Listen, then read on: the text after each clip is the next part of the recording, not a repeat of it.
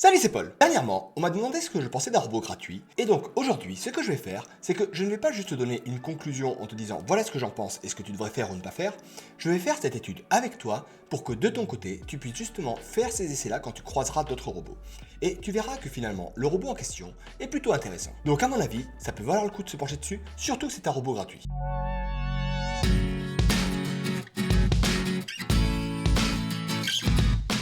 Au niveau de cette étude, mon objectif sera de te montrer pas à pas ce que moi je fais comme essai pour que de ton côté, tu puisses t'appuyer dessus et faire des essais sur d'autres robots ou éventuellement utiliser celui-ci si tu as envie de le faire. Clairement, ce ne serait peut-être pas aberrant. Et en plus de ça, je vais également en profiter pour faire un comparatif par rapport aux robots que de mon côté je propose et te dire quels sont les avantages et les inconvénients de chacun par rapport à ça. À ce moment-là, de ton côté, tu pourras te faire une idée plus globale du sujet.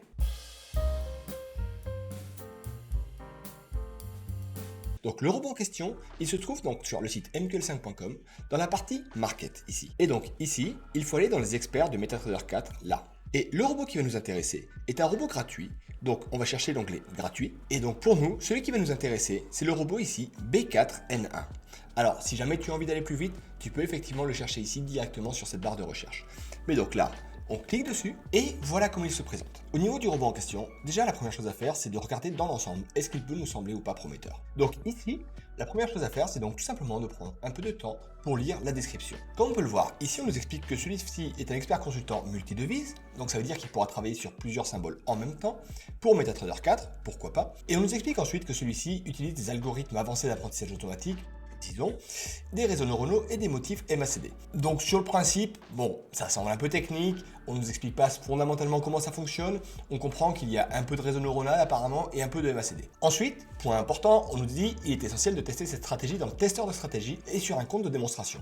Ça par contre, je rejoins à 100% la personne et très honnêtement, j'apprécie parce qu'effectivement, très souvent, l'objectif c'est de gagner très rapidement de l'argent, mais en réalité, cette étape-là de test de stratégie plus compte de démonstration est pour moi indispensable quand on ne connaît pas les robots. Ensuite, on retrouve quelques caractéristiques clés. Donc, stratégie basée sur l'apprentissage automatique, réseaux neuronaux et motifs MACD, on l'avait déjà vu précédemment. On peut travailler sur des heures de trading personnalisables, pourquoi pas. On a la possibilité de trader donc, sur diverses devises en désactivant le multi-devise et en l'attachant à un graphique, ok. Il est adapté à toutes les unités de temps avec un accent sur le M1, donc pourquoi pas, c'est bon à savoir. Les paramètres sont intuitifs et personnalisables. Alors ici, je l'espère sincèrement parce qu'on n'a en fait aucune notice derrière. Et on nous explique que ça a été testé sur des comptes standards, donc de 10 000 $ avec des tailles de position initiale à 0,01. Alors ça par contre, on verra tout à l'heure quel est l'impact de ça. Et ensuite, on a effectivement donc un petit commentaire pour nous dire comment ça fonctionne et 2-3 captures d'écran pour nous montrer des graphiques où on voit évoluer des courbes de backtest. Donc en soi, c'est intéressant, mais ça ne nous apportera pas grand chose de plus. L'autre élément intéressant également, c'est que ici, on peut voir qu'il y a donc 58 avis et que globalement, la note est bonne avec plutôt de bons avis. Par contre, dans les éléments qui sont aussi bons à savoir, c'est que quand je regarde au niveau des commentaires, on voit qu'il y a quand même pas mal de commentaires, ça ok.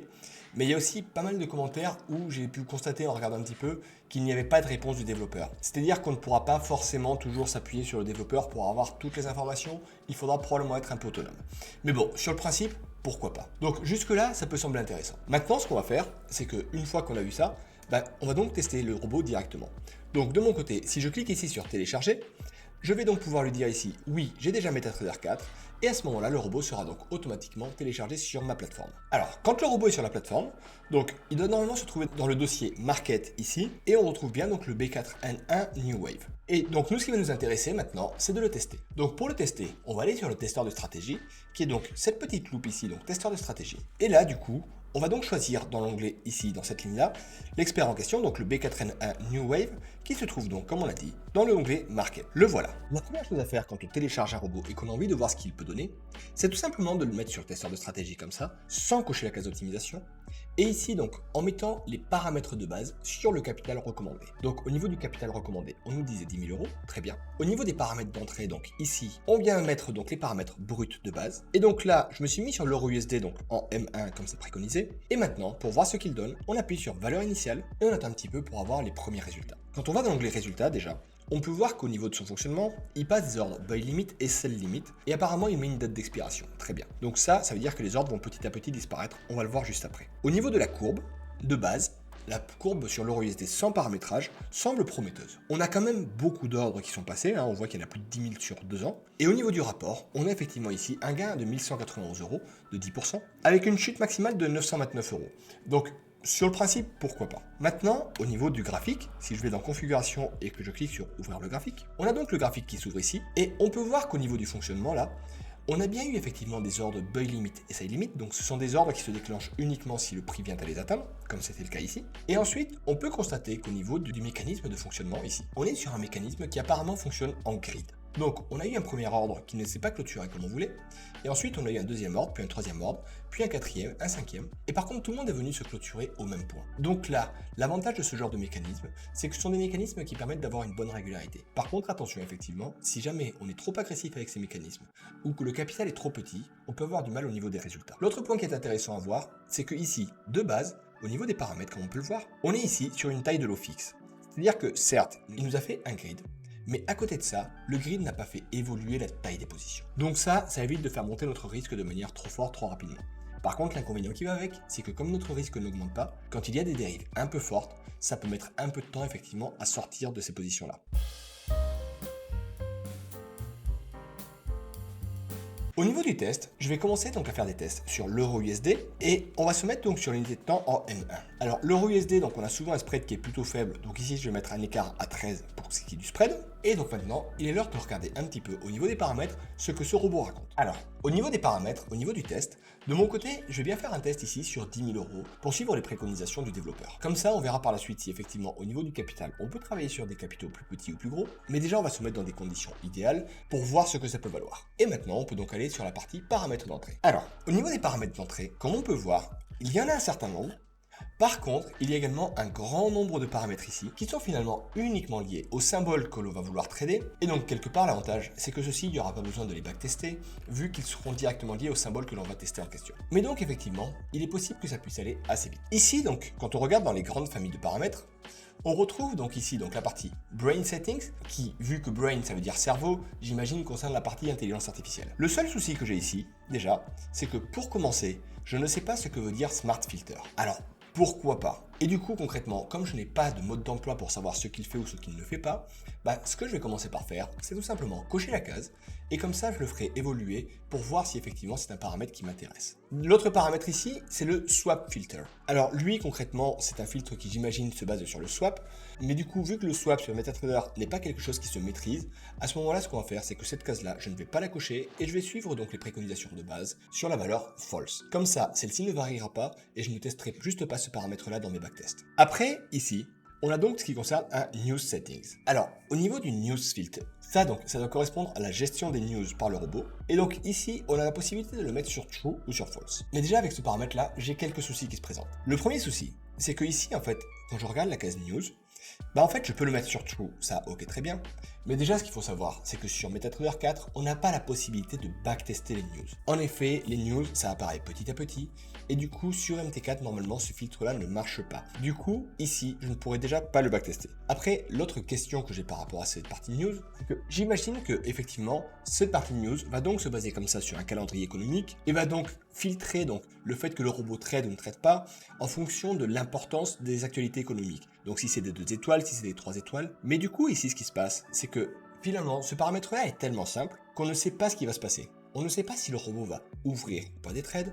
On ne sait pas si c'est juste un filtre pour empêcher le robot d'ouvrir des nouveaux trades. On ne sait pas si ce filtre va fermer de nouveaux trades. Et on ne sait pas non plus si au niveau des actualités qu'il va travailler, il va travailler que sur les actualités de grande importance, sur quel symbole il va les travailler et tout ce qui va avec. Du coup, très clairement ici de mon côté, ce que je vais faire, c'est que je vais tout simplement désactiver ce filtre-là, parce qu'en l'état, ce sera compliqué pour moi de valider ou pas son intérêt. Alors après, attention, ce n'est pas forcément gênant en tant que tel. En effet, de mon côté, actuellement, je n'ai aucun robot qui utilise les filtres news. De mon côté, mes robots peuvent les travailler, mais clairement, je préfère ne pas les prendre en considération et faire des backtests plus longs pour intégrer les différentes news qu'il y aura eu par le passé. J'avais fait une vidéo sur le sujet, donc n'hésite pas à la regarder, peut-être que ça pourra effectivement te donner des idées pour ce sujet-là. Mais donc là, dans nos backtests, ce qu'on va faire, c'est qu'on va tout simplement se faire une idée sans utiliser de filtre sur les actualités. Donc ici, on va laisser la valeur sur false. Alors ici, on a donc la partie qui concerne donc la partie settings, donc le paramétrage. Et donc le premier paramètre qu'on a ici, c'est le multipair 24x or chart symbol. Alors ici, comme d'habitude, ce qui est un peu pénible, c'est que finalement, on n'a pas d'informations sur qu'est-ce que ça veut dire true ou false. On nous dit est-ce que tu veux ça ou ça, et la réponse c'est vrai ou faux. Alors c'est un peu comme si je te posais la question, est-ce que tu préfères les pommes et les poires, et que tu me répondais oui. Ok, pas simple. Donc ici, j'imagine que dans un premier temps, la partie multipair ici, 28x, quand c'est sur false, ça veut probablement dire la première information. Et quand c'est sur true, ça veut dire que ça travaille uniquement sur le chart symbol. Donc là, ce que ça voudrait dire, c'est qu'en gros, au niveau du robot, si tu le laisses sur false, tu vas pouvoir en fait définir ici quelles sont les paires que tu vas vouloir trader. Et à ce moment-là, tu auras juste à glisser le robot sur un seul graphique et le robot va donc trader dans toutes les paires où ici tu auras mis trade. Par contre, si jamais tu le mets sur true, sur la paire où tu l'as mis. Donc si tu ouvres un graphique euro-USD et que tu mets le robot sur l'euro-USD, à ce moment-là, il ne tradera que sur l'euro-USD. Donc ça, typiquement, pour avoir ces informations-là, je pense que le plus simple, ce sera par la suite de tout simplement soit le laisser comme il est d'office sur false, et à mon avis, à ce moment-là, il tradera là-dessus, ou alors de faire tout simplement des essais sur un compte de démonstration pendant quelques jours pour voir comment ça se comporte et si oui ou non il ouvre des trades. Ce qu'il faut bien comprendre ici, c'est que finalement, on est en train de découvrir un robot, et le terme découvrir ici porte très bien son nom. Notre objectif, ce ne sera pas de se dire tout de suite, je lance le robot et demain, je commence à gagner plein d'argent avec lui. Notre objectif, ce sera tout simplement de se dire, ok, il y a peut-être un robot intéressant à travailler, et donc on va prendre le temps de le découvrir pour savoir si effectivement on a envie d'aller à fond avec lui ou pas. Ensuite, il y a toute cette partie-là qui nous permet de choisir le symbole que l'on va vouloir trader ou pas trader. Alors ici, donc, sur chacun des symboles qui sont présentés ici, donc là, ce sont les principaux symboles que l'on retrouve sur le Forex, on a la possibilité ici de lui dire trade, no trade ou trade after profit. Alors, au niveau des paramètres, ce qui est un petit peu dommage encore, c'est que comme on a zéro information sur le sujet, autant trade, trader, ça je comprends que ça veut dire que si on met ça sur trade, à ce moment-là, il va trader donc sur le symbole œil des CAD. No trade, ça veut dire qu'il ne tradera pas sur le symbole œil des CAD. Mais ici, le no trade after profit, je ne sais pas très bien définir ce que ça veut dire. La traduction, c'est il ne trade pas après avoir fait du profit. Très bien. Mais qu'est-ce que ça veut dire faire du profit? Est-ce que c'est un rendement? Est-ce que c'est quand il aura réussi à avoir un bon rendement? Qu'est-ce qu'il va considérer comme bon rendement? Et du coup, ici, comme d'habitude, une petite notice aurait été quand même pratique ou quelques lignes pour expliquer ce que chaque chose fait, ça aurait quand même bien pu aider. Alors, dans notre cas, vu qu'on a un doute là-dessus, donc dans les possibilités, c'est soit effectivement on passe du temps en backtest, ou alors on essaie de contacter le développeur, mais ça, c'est pas forcément la manière la plus simple. Sinon, ici, ce qu'on peut tout simplement faire, c'est faire un choix assez simple, à savoir, on choisit les symboles pour dire on veut les trader, ou on ne veut pas les trader. Et donc, au moins, il n'y a pas de question à se poser. Dans ce cas-là, on peut tout simplement venir choisir donc les symboles qu'on va trader en les mettant sur Trade, et tous les autres qu'on ne va pas trader, on va les mettre directement sur No Trade. On aura donc le robot qui ne tradera que sur les symboles, on aura dit qu'il va trader, et il ne devrait pas trader normalement sur les symboles où c'est écrit No Trade. Alors, par contre, attention également à un petit élément. MetaTrader 4, sur la partie backtesting, ne fait pas de multi-devises. Donc, ce que ça veut dire ici, c'est que en gros, ici, donc j'ai fait une configuration sur le symbole EURUSD, et en fait, même si j'ai mis sur les autres symboles trade, le robot ne pourra pas faire des backtests en tradant sur tous les symboles en question. Donc, ce qui va se passer ici, c'est que si j'ai envie d'avoir des résultats sur l'EURUSD, il faudra que je fasse mes backtests sur l'EURUSD. Si j'ai envie d'avoir des résultats sur l'AUD-CAD, il faudra que je fasse des backtests sur l'AUD-CAD. Et du coup, ce que ça veut tout simplement dire ici, c'est que je n'aurai pas en fait une idée globale du robot tel qu'il va fonctionner réellement. J'aurai une idée symbole par symbole, mais je ne pourrai pas savoir en un seul backtest tout ce que ça donnera pour chaque symbole. C'est pour ça que par la suite, soit il faudra faire le travail sur différents symboles pour avoir une idée de ce qu'il donne, soit il faudra laisser le robot tourner en démo pour se faire une idée générale du sujet. Ensuite ici, quand on descend, donc après les différentes paires, on a ici des paramètres qui concernent donc la partie Time Settings. Donc au niveau de ceci, ici donc on a le New Positions on Friday, sur True ou sur False. Ça très probablement que ça veut dire, est-ce que l'on veut que le robot ait l'autorisation d'ouvrir des trades le vendredi, donc la veille des fermetures des marchés Forex, ou pas. Donc ici, de base, on va le laisser sur True. Donc ici, éventuellement, ce qu'on peut faire, c'est qu'on peut tout simplement faire varier cette case-là pour voir si on a un gros impact, une grosse différence par rapport à ça. Ensuite ici, il nous demande si on est d'accord ou pas pour ouvrir les trades, donc sur les holidays, donc sur les jours fériés. Alors concrètement, ne sachant pas exactement ce qui est définissable dans le jour férié, ce qu'on va faire, c'est qu'on va laisser sur True, comme ça il n'y aura pas trop de questions à se poser. Et après, là, comme on peut voir, on a ensuite ici le min hours et le max hours. Là, normalement, ça devrait vouloir dire en fait l'heure minimale à laquelle il a le droit d'ouvrir des positions et l'heure maximale à laquelle il a le droit d'ouvrir des positions. Donc ici, le robot aura le droit d'ouvrir des positions à partir de 1h du matin normalement et arrêtera en théorie à partir de 23h. Donc de mon côté, ces paramètres-là me conviennent, donc je vais les laisser comme ça tout simplement. Après, donc là, on va passer sur d'autres informations qui sont probablement un peu plus secondaires. Ici, la première chose qu'on a, c'est le Show Info Panel. Donc ça, c'est un panel d'informations. Est-ce qu'on a envie qu'il soit affiché, oui ou non? Donc ici, ce qu'on va dire, c'est que oui, on a envie qu'il soit affiché. Ça nous permettra d'avoir des informations un petit peu sur ce que fait le robot. Ensuite, ici, on a le All Magic plus Manual. Alors là, j'imagine que si on le met sur True, c'est en lien avec la partie panel au-dessus. Et donc ici, quand il est sur False, on ne lui demande pas de nous montrer les informations sur tous les Magic Numbers, mais juste sur celles qui concernent le robot. Alors que si jamais je le mets sur True, j'imagine qu'il va à ce moment-là faire un bilan d'informations sur tous les Magic Numbers qu'il peut y avoir, donc sur tous les robots qui pourront être sur le coup. Ici, dans notre cas, j'imagine qu'il ne s'agit que d'informations, donc je vais laisser sur False. Donc ici, si tu lances plusieurs robots, pense toujours à mettre un Magic Number unique. Ça, j'en ai déjà parlé dans la vidéo qui parle des principaux paramètres des robots. N'hésite pas à la voir ou à la revoir si jamais tu en as besoin. Ça pourra t'aider effectivement à mieux comprendre ces robots-là. Mais donc ici, on va laisser ce numéro de base. Il est peu probable que l'on ait déjà un numéro qui traîne de ce type-là, à moins qu'on soit en train de lancer exactement le même robot. Ensuite ici, on a également une partie Verbose Expert Tab. Alors ça, concrètement, s'agissant d'un tab, c'est donc probablement un onglet, donc j'imagine que c'est également quelque chose d'informationnel. Donc ici, de mon côté, je ne vais pas l'utiliser, je vais le laisser sur False comme il est.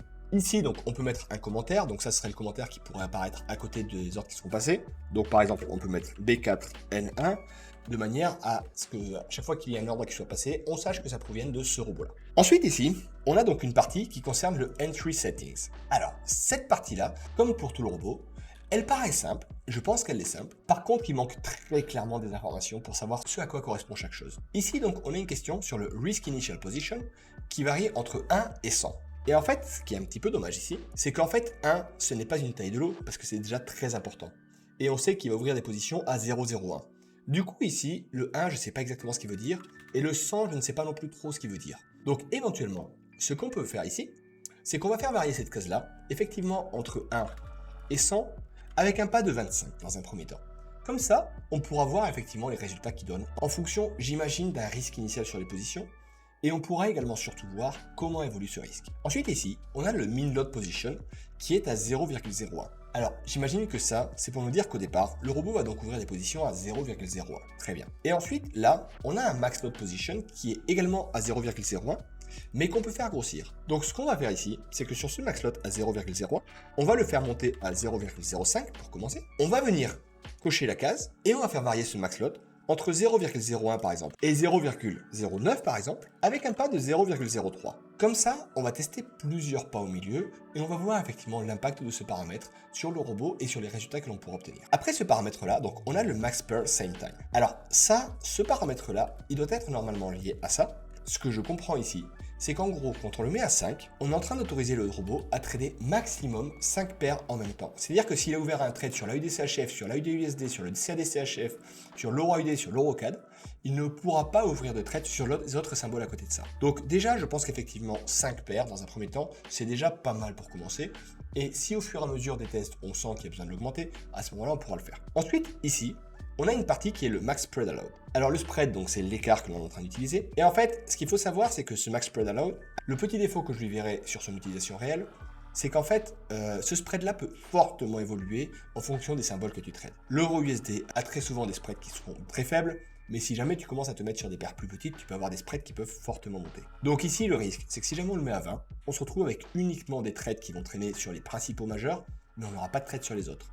Donc ce qu'on va faire ici, c'est que de base, on va quand même le monter à 60, de manière à ce qu'effectivement, on puisse quand même avoir des trades sur les différents symboles, parce que malgré tout, sur les différentes devises, on pourra effectivement avoir pas mal de différences sur ce sujet-là. Après, là, on est sur la partie Type of Risk. Donc ici, sur cette case-là, elle peut évoluer donc entre Edge, Safe, Moderate ou Aggressive. Comme d'habitude, le souci qu'on a ici, c'est qu'on ne sait pas exactement ce que ça veut dire. On ne sait pas ce que chaque paramètre fait, comment ça va être géré. Donc, quand on ne connaît pas tout de suite le robot et qu'on n'a pas trop la possibilité d'avoir toutes ces informations-là, on va tout simplement venir ici sur cocher la case Type of Risk et là, on va venir faire les tests entre Aggressive et Edge. Comme ça, on va avoir des résultats sur les différents paramètres en question et on aura donc une idée globale assez complète. Et ensuite, donc ici, on a une partie sur le Grid Settings qui est donc Number of Extra Orders. J'imagine qu'ici, c'est que le robot doit fonctionner avec un mécanisme de grid. Et donc, en mettant à 0, là, on ne doit donc probablement pas limiter le nombre de grades. Et si jamais on voulait le limiter, on pourrait effectivement mettre une valeur ici. De base, pour ne pas trop rajouter des informations, on va laisser ça comme ça. Et ensuite, ici, on a le Exit Settings, donc Bar to Expire Pending. Alors ici, donc, pour avoir jeté un coup d'œil tout à l'heure au robot, je sais que le robot ouvre comme ça des ordres limites. Du coup, ce sont des ordres à atteindre pour que la position soit prise. Donc au bout de 15 bars, donc dans notre cas, si on est sur du M1 au bout de 15 minutes, il va donc retirer l'ordre en question, probablement pour ouvrir un nouvel ordre qui sera positionné de manière adéquate par rapport au marché. Pour éviter d'avoir trop de paramètres à tester, on va donc le laisser comme ça sur 15 tout simplement. Et donc voilà, maintenant on a donc une plage avec un certain nombre de paramètres que l'on ne connaît pas forcément mais qu'on va quand même tester. Et maintenant ce qu'on va faire, c'est que l'intérêt ici avec MetaTrader 4, c'est qu'on a finalement un outil qui est assez complet pour justement nous permettre de découvrir le robot, pour découvrir son fonctionnement et qui devrait nous permettre de largement mâcher le travail pour éviter de passer trop de temps à se faire une idée du robot. Grâce à ça, on aura déjà un bon condensé sur le sujet. Donc maintenant qu'on a choisi les différents paramètres ici, ce qu'on va pouvoir faire, c'est qu'on va commencer à travailler sur la partie backtest. Au niveau du modèle, personnellement, j'aimerais bien que celui-ci fonctionne en prix d'ouverture. Ça, ce serait la manière en fait pour nous de faire les optimisations le plus rapidement possible. Mais au départ, on n'a pas l'information. Alors si tu veux savoir quelle est l'importance de chaque modèle, n'hésite pas à regarder cette vidéo. J'avais parlé de ce sujet-là de manière détaillée, et du coup, tu comprendras pourquoi le prix d'ouverture peut être très intéressant pour gagner du temps, mais tu comprendras aussi les limites qu'il peut présenter. Mais donc ici, de mon côté, ce qui m'intéresserait, c'est de faire ici des tests sur la partie prix d'ouverture. Par contre, ici, dans un premier temps, ce qui va m'intéresser déjà, c'est de savoir si je peux travailler sur le modèle prix d'ouverture ou pas. Donc ce que je vais faire, c'est que je vais me mettre sur des dates relativement courtes, et je vais donc commencer ici en 2024, et je vais faire aller ça jusqu'en 2025. Comme ça, les backtests s'arrêteront lorsqu'il arrivera sur le dernier jour disponible au niveau de son historique. Et donc ici, ce sera au 30 mars 2024. Ensuite, je ne vais pas cocher la case mode visuel parce que je suis en train de commencer par faire des optimisations. Je coche bien la case optimisation. Par contre ici, dans la période, ce que je vais faire, c'est que contrairement à ce qui est écrit dans la note, je ne vais pas me mettre en M1, mais je vais me mettre en H1. En effet, quand on regarde ici, on voit qu'il est indiqué qu'il est adapté à tous les délais. C'est-à-dire qu'en gros, normalement, on peut travailler sur n'importe quelle période. Et il dit que c'est optimal sur le M1. Ce qui est avec le M1, c'est que de base, je sais que c'est une unité de temps qui est longue à travailler parce qu'il y a beaucoup de données. Mais donc ici, dans un premier temps, ce qui m'intéresse, c'est de savoir si ce robot-là peut fonctionner en modèle prix d'ouverture. Et donc, en me mettant en H1, j'aurai donc les informations de manière bien plus rapide. Et donc maintenant, ce qui me reste à faire, c'est tout simplement venir ici appuyer sur le bouton valeur initiale, et là, attendre effectivement que l'on commence à avoir les premiers résultats pour l'euro USD. Alors, au niveau du total, tu vois, ici donc, on a 320 passages à faire apparemment, et au total, donc ça va prendre quelques minutes pour backtester les 3 mois. Alors concrètement, ce que ça veut dire, c'est que là quand même, ça reste quelque chose qui est relativement long. Ça, faut le savoir. Et du coup, attention, ici on est sur du H1, si jamais on venait à se mettre sur des unités de temps plus courtes ou sur des temps plus longs, on a intérêt à ce moment-là déjà de savoir largement les paramètres qu'on va travailler parce qu'on risque de passer des heures à faire des backtests qui ne seront pas forcément plus pertinents. Donc ici, grâce à ces premières données, on va donc pouvoir déjà vérifier que 1. Le modèle soit adapté et 2. On pourra peut-être déjà commencer à faire un tri au niveau des paramètres qui nous intéressent par rapport à ceux qui ne nous intéressent pas pour voir quels sont ceux que l'on va vouloir conserver par rapport à ceux que l'on ne voudra pas conserver.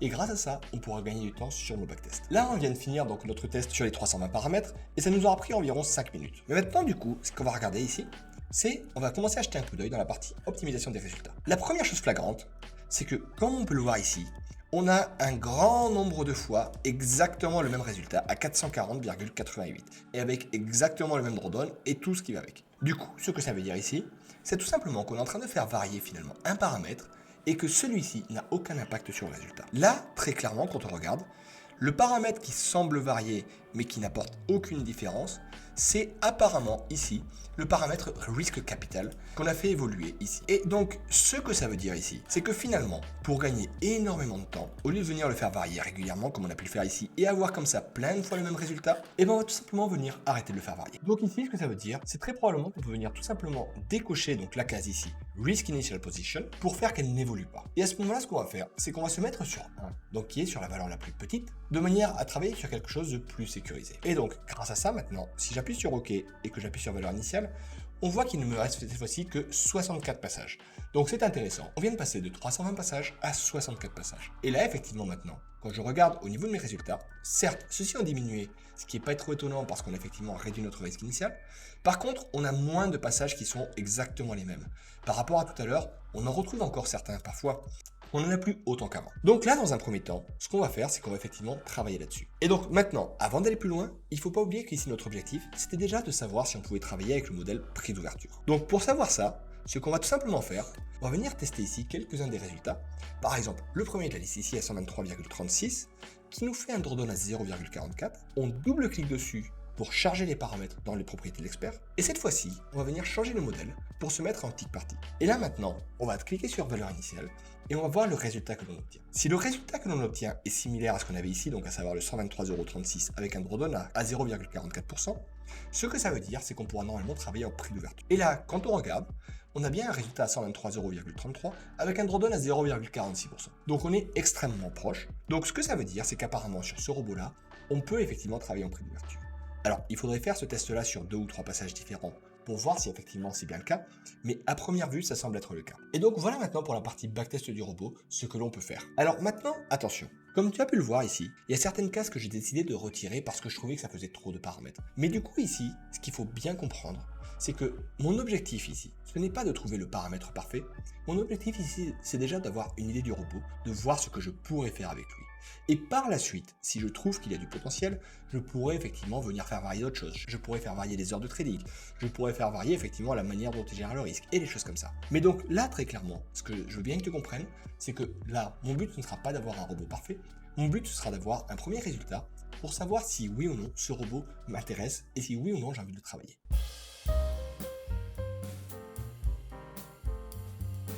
Donc maintenant, concrètement, qu'est-ce que je peux faire de plus avec ce robot-là et quels sont les essais que je voudrais faire avant d'aller plus loin avec lui. Concrètement, ici, pour poursuivre avec ce robot-là, pour moi, ce qui resterait à faire, c'est donc de faire des backtests sur des périodes plus longues. Ici, on a testé donc sur quelques mois pour avoir une première information. On a pu cibler un certain nombre de paramètres qui peuvent être prometteurs, parfait. Mais donc là, maintenant, ce qui va être intéressant, c'est de regarder sur différentes paires quels sont les résultats qu'arrive à donner le robot. En parallèle de ça, il serait peut-être intéressant de tester le robot sur différentes unités de temps. En effet, là pour aller plus vite, on a testé sur du H1. Ce serait peut-être intéressant effectivement de tester sur quelques symboles, sur des unités de temps plus petites comme le M1 qui était préconisé au départ. Et après ça en fait, ce qui va se passer, c'est que globalement, il va falloir commencer à lancer le robot en démonstration. Et après ça, il faudra bien ne pas oublier de faire les backtests sur le bon capital.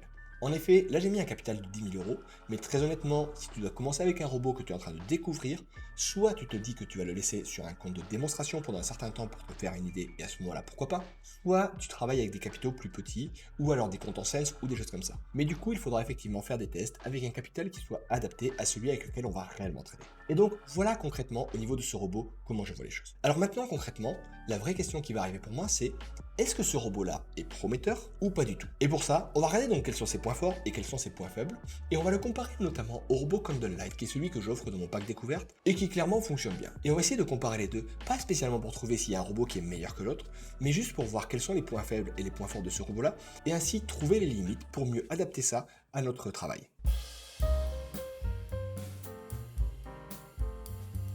Au niveau des principaux points faibles que je trouve au niveau de ce robot-là, c'est tout simplement le fait que l'on n'a pas assez de choix au niveau des paramètres. En fait, ici, on a du mal à choisir l'agressivité des points d'entrée. On a du mal à gérer le mécanisme de rattrapage qu'il peut y avoir. On sait que c'est du grid, mais on ne sait pas trop ce qu'il va donner.